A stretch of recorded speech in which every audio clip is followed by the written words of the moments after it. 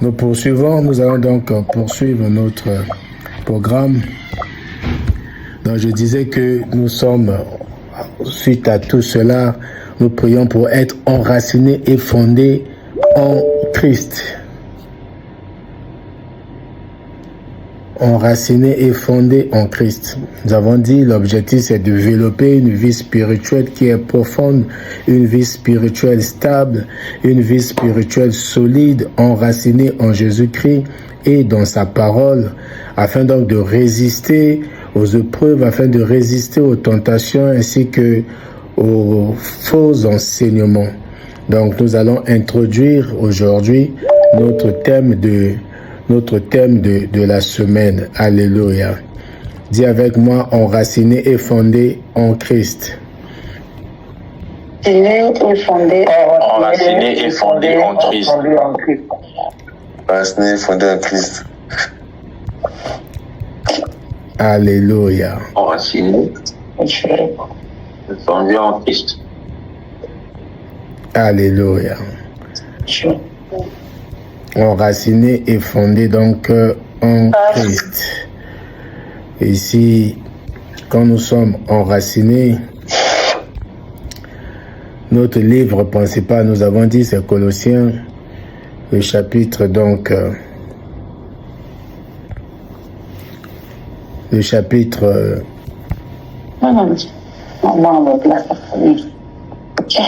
C'est bon, le Seigneur faut qu'on blague. Là, tu m'éprouves trop. Ah, la sœur Jekyll, le micro.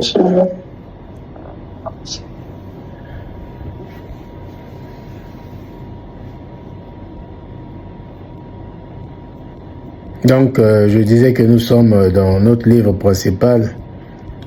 C'est Colossiens chapitre 2, le verset 7. On va prendre le verset 6 jusqu'au verset 7. La Bible dit ainsi donc, quand vous avez reçu le Seigneur Jésus-Christ, marchez en lui, étant enracinés et fondés en lui et affermés par la foi d'après les enseignements que vous avez reçus et abondant en action de grâce. Mon frère, ma soeur, ici, l'apôtre Paul adresse cette exhortation aux croyants de Colosse, qui sont les Colossiens, donc afin de les encourager à ne pas se contenter d'avoir reçu Christ. Pareil pour toi et moi, on ne doit pas se contenter d'avoir reçu Christ. Chacun en sa année, chacun en sa période, chacun en sa saison, mais nous devons donc demeurer attachés en Christ. Alléluia. Demeurer attachés en Christ et à progresser donc dans notre relation avec Christ. Progresser avec Christ, attaché avec Christ, quelles que soient les circonstances. Et pour cela, mon frère, ma soeur, recevoir Jésus-Christ, c'est le commencement. Mais on ne s'est pas arrêté à recevoir Jésus-Christ. C'est le commencement de la vie chrétienne. Le commencement de la vie chrétienne. Mais ce n'est pas l'aboutissement. Donc, une naissance, comme les enfants, quand nous avons les enfants, nous voyons les enfants, nous mettons au monde les enfants. Une naissance ne doit pas s'arrêter à la naissance. Une naissance doit être suivie d'une croissance. On aime, on doit grandir. Donc, de la même manière qu'un enfant de Dieu, un croyant qui est appelé à grandir, doit passer d'une foi simplement déclarée à une foi qui est profondément enracinée. Dis avec moi, foi profondément enracinée. Foi profondément enracinée. Foi profondément enraciné. Profondément enraciné. Alléluia. Sur ça, nous partageons toutes ces expériences-là. Parce que être chrétien, mon frère, ma soeur, être chrétien ne signifie pas seulement dire « je crois en Jésus ». Non, ça ne suffit pas. Être chrétien, ça veut dire laisser Christ devenir le centre, laisser Christ devenir la source, laisser Christ devenir le fondement de toute existence. Alléluia, Christ. Amen. C'est là, parfois, quelqu'un peut être dérangé. Quand tu fais ça, Christ, tu parles ceci, Christ. Même quand tu parles, il y a la Bible, tu cites son nom. C'est ça, en fait. Donc, être enraciné, être enraciné en Christ, c'est aussi avoir une vie qui puise sa source en Jésus-Christ.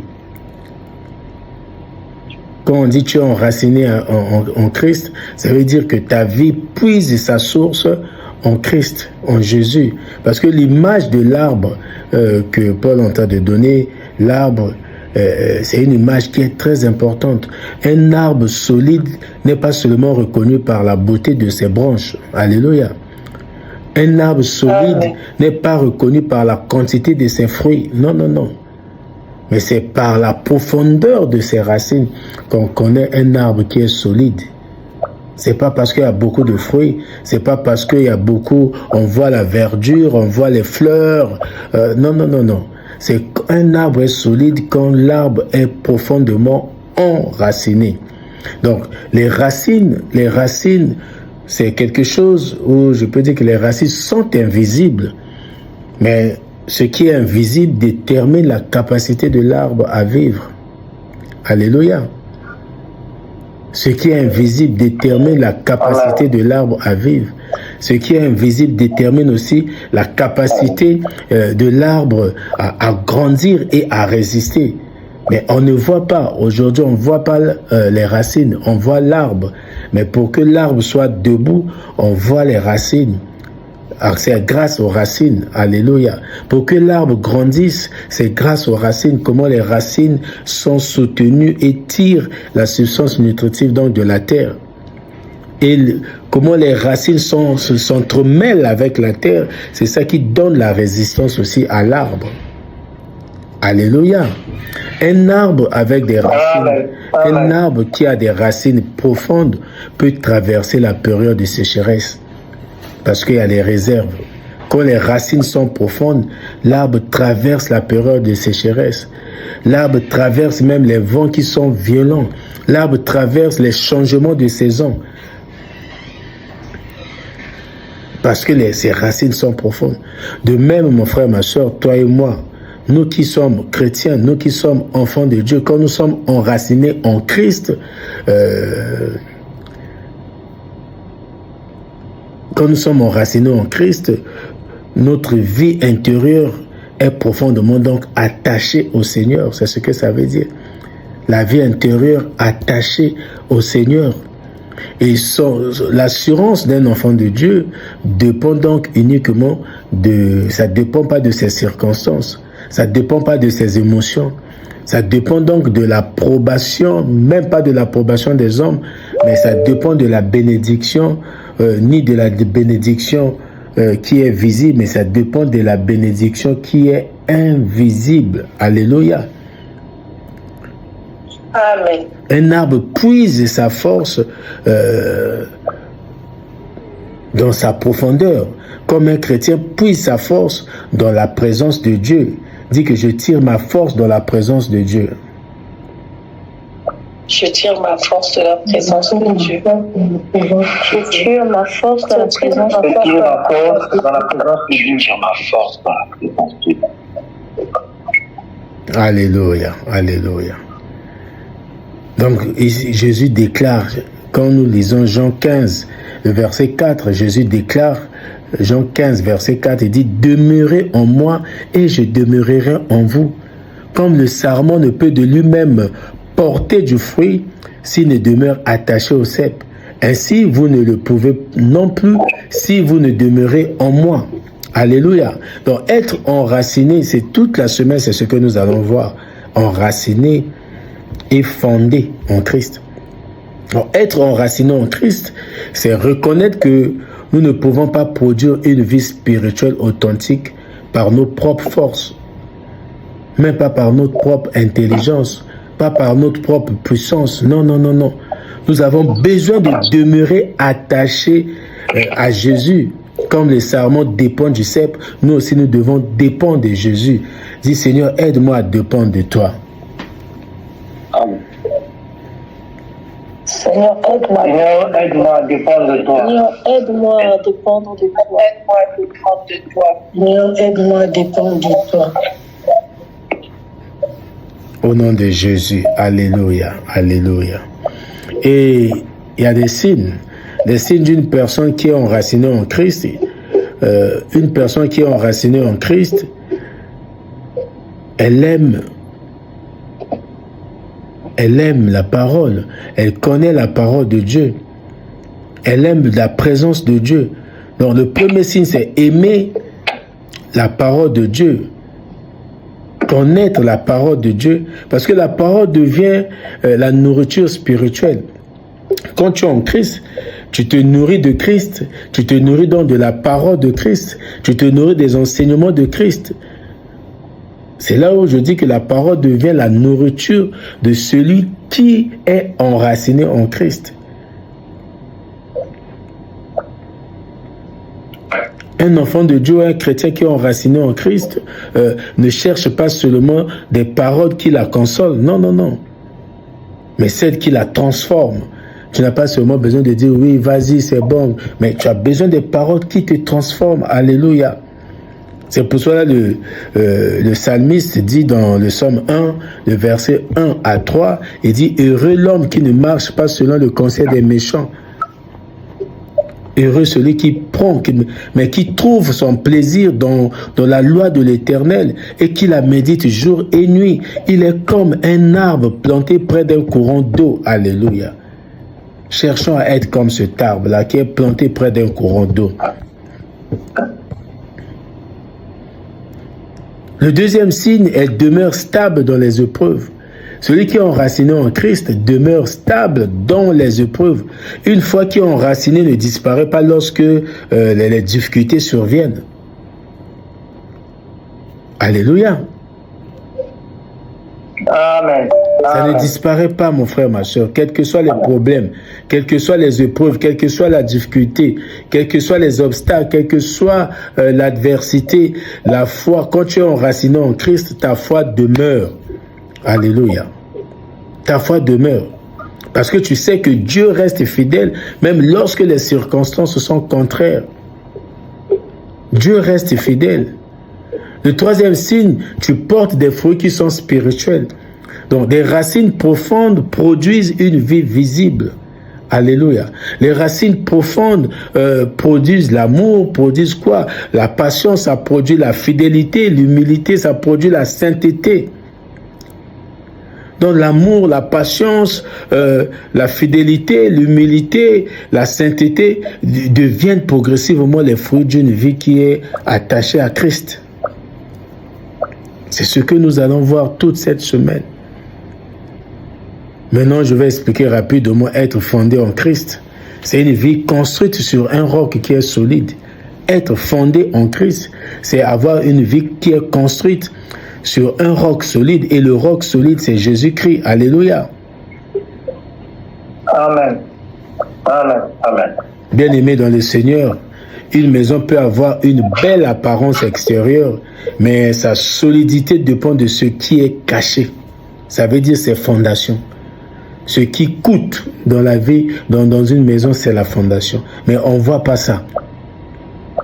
Mais c'est cette fondation qui soutient la maison. Dans Matthieu 7, 24, Jésus lui-même, il enseigne quoi? Il dit que celui qui entend ces paroles que je suis en train de dire et les met en pratique sera semblable à un homme prudent qui a bâti sa maison sur le roc. Le roc représente Christ lui-même. Le roc représente sa parole. Christ et sa parole, ce n'est que la même chose. Christ est sa parole est Christ. Donc être fondé en Christ, mon frère, ma soeur, signifie que notre identité ou nos choix, même nos valeurs, mes bien-aimés, ou notre avenir repose sur Christ. Fondé en Christ signifie que ton identité, signifie que tes choix, signifie que tes valeurs et ton avenir reposent sur Christ. Alléluia. Amen. Repose sur Amen. Christ. Mais cela signifie que Christ est notre sécurité. Dis, Christ est ma sécurité. Christ est ma sécurité. Christ est ma sécurité.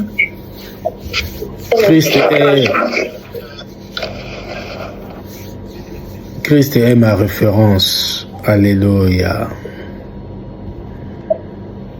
Tu peux dire Christ est ma référence.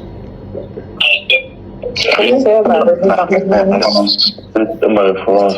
Christ est mon espérance. Christ est mon espérance. Christ est ma référence. Christ est mon espérance. Christ est mon espérance.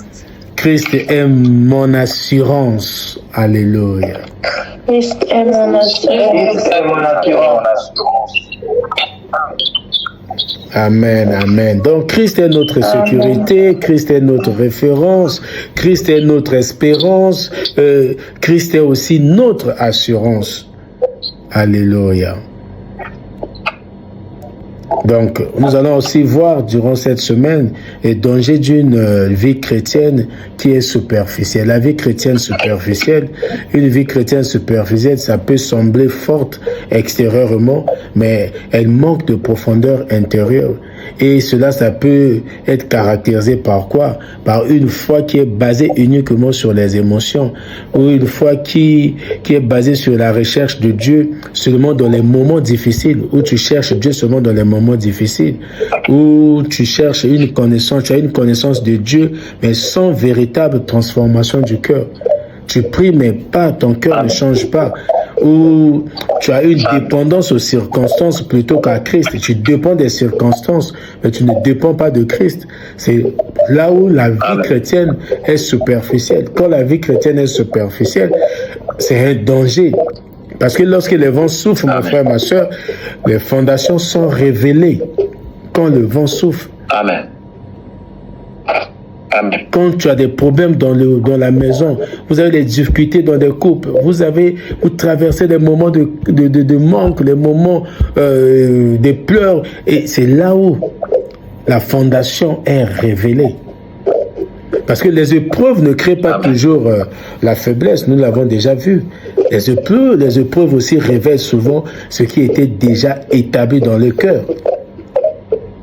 Quand l'épreuve survient, tu te jettes, tu te plonges, tu dis, oui, c'est une épreuve, mais toi, parce que ton cœur n'était pas fondé, ton cœur n'était pas consacré à Dieu. Dès que l'épreuve arrive, tu es parti. La colère prend place. La frustration prend place. Amen. Amen. J'aimerais dire à une personne ici que les tempêtes révèlent le fondement. Dis avec moi, les tempêtes révèlent le fondement. Les tempêtes révèlent le fondement. Nous sommes des enfants de Dieu. Les tempêtes révèlent le fondement. Alléluia. Jésus n'a pas promis une vie sans tempête. Non, non, non. Quand nous lisons même Jean chapitre 16, le verset 33, il dit, je vous dis ces choses parce que je sais qu'après moi, vous aurez des tribulations. Mais prenez courage car j'ai déjà vaincu le monde. Il sait que nous aurons des tribulations. Jésus ne promet pas une vie sans trompette, non, et sans tempête. Il ne promet pas cette vie-là où il n'y aura pas de trompette, non. Il a promis sa présence au milieu des tempêtes. Ça veut dire les tempêtes existent et dans les tempêtes, nous devons regarder à Christ. Alléluia. Même dans les tempêtes, il y a sa présence. Je ne sais pas ce que tu traverses actuellement. Amen. Mais je viens te rappeler ce soir que dans ce que tu es en train de vivre, dans les tempêtes que tu es en train de traverser, il y a la présence de Jésus-Christ. Alléluia. Amen. Il y a la présence de Christ. Vous savez, la différence entre deux personnes n'est pas l'existence ou l'absence de difficulté. Non. La différence entre deux personnes n'est pas l'existence ou l'absence de difficulté. La différence est le fondement sur lequel elles sont bâties. On peut être deux, nous vivons la même difficulté. Mais la différence, où moi je peux vivre la difficulté, toi tu ne vis pas la difficulté, mais dans la joie, dans les tempêtes, quand il y a la difficulté, quand il n'y a pas la difficulté, quel est ton fondement? Quel est mon fondement? Sur quoi tu as bâti ton fondement? Alléluia. Amen. Amen. Amen. Amen. Donc la différence des personnes, c'est le fondement sur lequel chacune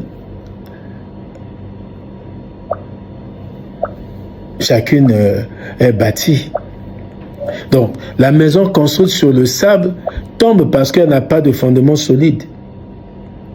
Mais la maison construite sur le roc demeure parce qu'elle repose sur une base qui est immuable, inébranlable. Donc, une foi superficielle, mon frère, ma soeur, s'écroule sous la pression. La foi superficielle s'écroule sous la pression.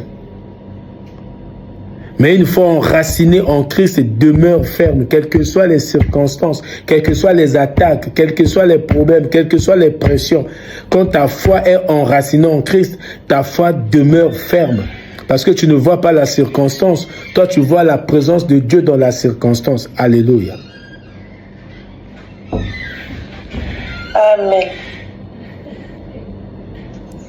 Amen. Alléluia.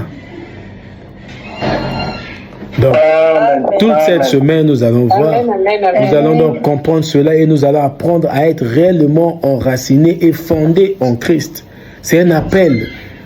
Dis avec moi que ce message est un appel. Ce message est un appel. Oui, c'est une invitation. C'est une invitation. C'est l'invitation donc à une foi mature. Ta foi ne doit plus être une foi superficielle. Dieu t'invite, Dieu t'appelle à une foi mature, la foi mature. Dieu ne cherche pas seulement des chrétiens qui parlent de lui, non, non. Dieu cherche des chrétiens, des disciples dont toute la vie est attachée à lui, quelles que soient les circonstances. Toute la vie attachée à Dieu. Donc une vie enracinée en Christ trouve sa source en Christ. Quand la vie est enracinée en Christ, ça trouve sa source en Christ. Vous imaginez les racines. Donc une vie qui est fondée en Christ trouve sa stabilité aussi en Christ. Alléluia. Amen. Les saisons changent, mes bien-aimés. Les saisons changent. Les circonstances évoluent aussi. Les hommes peuvent décevoir, mes bien-aimés, les hommes. Nous pouvons décevoir les uns les autres. Mais celui qui demeure en Christ reste ferme, mon frère, ma soeur. Celui qui demeure en Christ reste ferme dans le nom de Jésus-Christ de Nazareth. Je t'invite à faire cette petite déclaration avant de se séparer avec moi. Tu peux dire, je suis enraciné en Christ. Je suis enraciné en Christ. Et fondé sur sa parole.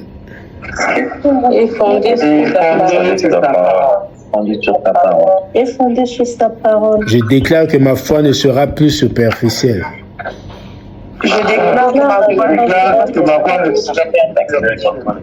En fin de cette semaine, ma foi ne sera plus superficielle.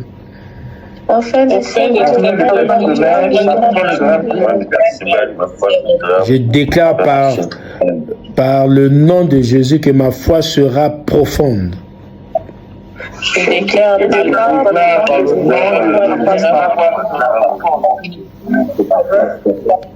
Ma vie se repose sur le roc éternel.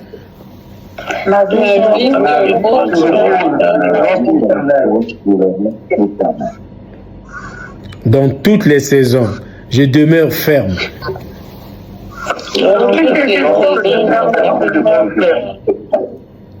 Car Jésus-Christ est mon fondement sûr.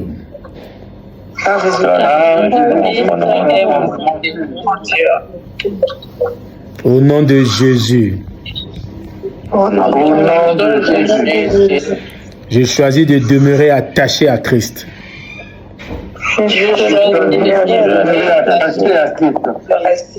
Je resterai ferme dans toutes les saisons.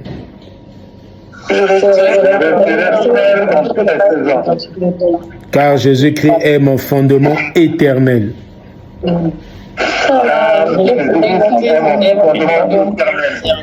Au nom de...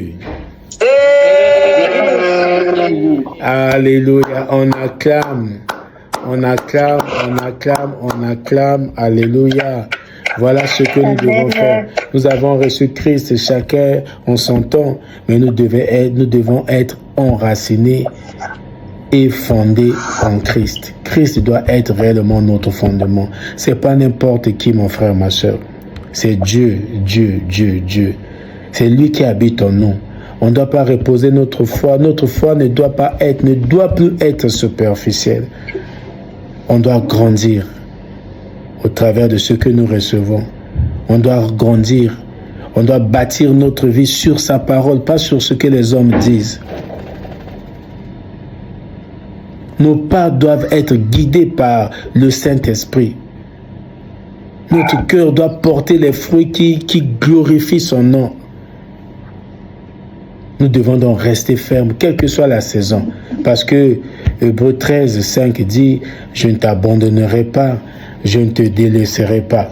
Je suis avec toi tous les jours jusqu'à la fin des temps. » Donc hier, il était avec toi, même si tu as manqué des choses. Aujourd'hui, il est avec toi, même quand il n'y a rien qui avance, il n'y a rien qui ne change. Il est toujours avec toi. Nous ne marchons pas selon ce que nous voyons. 2 Corinthiens chapitre 5, verset 7. Nous ne marchons pas selon la vue. On doit apprendre à marcher selon la foi.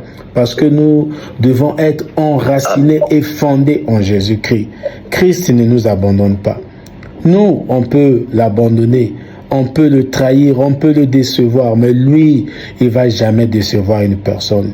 Il n'abandonne pas ceux qui viennent à lui. Il n'abandonne pas. Il ne les laisse jamais dehors. Alléluia. C'est Jésus-Christ. Quand il t'aime, mon frère, ma soeur, il t'aime. Il ne voit pas tout ce que tu traverses. Je dois comprendre que quelle que soit la saison, quelle que soit la circonstance, quelle que soit la condition, mon frère, ma soeur, il est avec toi. Et tu cherches à le glorifier en toutes choses. En toutes choses. Nous allons donc passer à partir de ce mois de juillet à un autre niveau de foi, mes bien-aimés. À un autre niveau de foi. Notre foi, on doit prier. Nous devons être enracinés, enracinés. Donc, on peut avoir une petite taille extérieure, mais notre taille spirituelle que les gens ne voient pas, on est grand de taille, grand de taille spirituelle. Ça veut dire que nos racines sont réellement profondes. Nos racines. Et quand on est vraiment enfoui, nous avons notre fondement en Christ. Christ est notre assurance, Christ est notre espérance, Christ est tout pour nous, la base, le fondement de notre foi, mes bien-aimés. Nous irons de victoire en victoire. Nous irons de gloire en gloire. Parce que Christ, c'est l'expérience de la gloire. Avec Christ, nous pouvons que faire des exploits. C'est quand nous baissons la garde, quand nous oublions que Christ est avec nous, on passe du temps à se lamenter au moment où Christ est dans notre barque. N'oublions pas, ne faisons pas comme les disciples de l'époque. 1 Corinthiens 3,16. Ne savons-nous pas que Christ habite en nous? Notre corps est le temple de Dieu. Si notre corps est le temple de Dieu, nous devons s'appuyer sur la présence de Christ en nous, pas sur les circonstances. Au nom de Jésus, demeurez bénis. Que la grâce de notre Seigneur Jésus-Christ, l'amour de Dieu notre Père, la force, la sagesse du Saint-Esprit et sa communion soit le partage de tout et chacun, ainsi que de chaque membre de nos familles, au nom de Jésus. Amen.